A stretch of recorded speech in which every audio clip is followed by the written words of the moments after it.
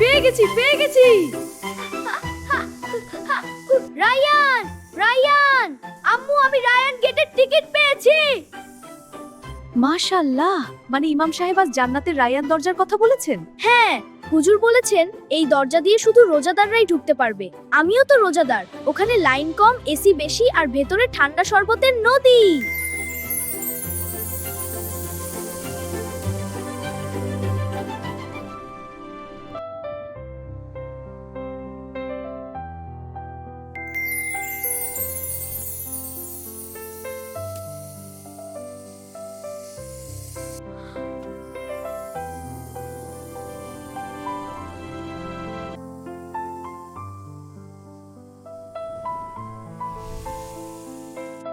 আমি হাসান, আমি রোজা রেখেছি, আমাকে ঢুকতে দিন।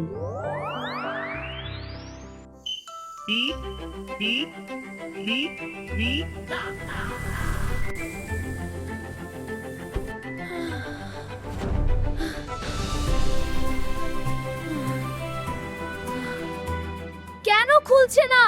আমি তো রোজা রেখেছিলাম।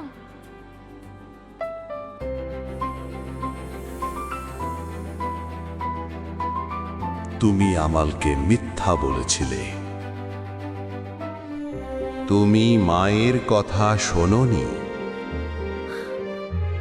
তুমি সালাত না আদায় করে গেম খেলেছিলে। হাসান, শুধু না খেয়ে থাকাই রোজা নয়, মিথ্যা আর খারাপ কাজ না ছাড়লে এই গেট খুলবে না। সরি, আমি আর এমন করব না।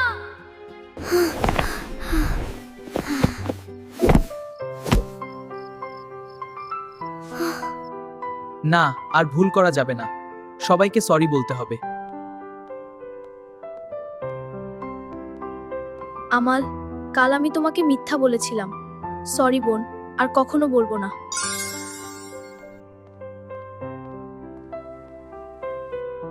আম্মু, আমি তোমার কথা শুনিনি, এজন্য সরি।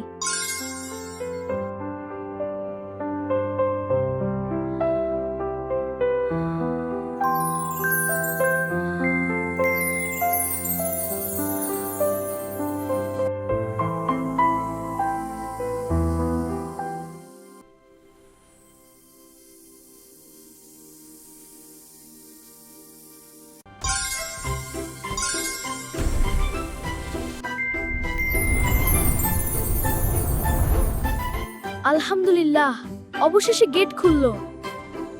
আলহামদুলিল্লাহ।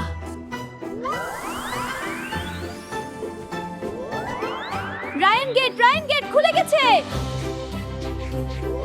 বন্ধুরা, তাহলে বলো তো মিথ্যা কথা বললে কি রোজা হবে? না, রায়ান গেট খুলবে না। রায়ান গেট খুলবে না। আর খারাপ কাজ করলে কি রোজা হবে? তোমরা যদি ভিআইপি গেট রায়ান দিয়ে জান্নাতে যেতে চাও, তবে সত্য কথা বলবে আর মায়ের কথা শুনবে। আল্লাহ হাফেজ।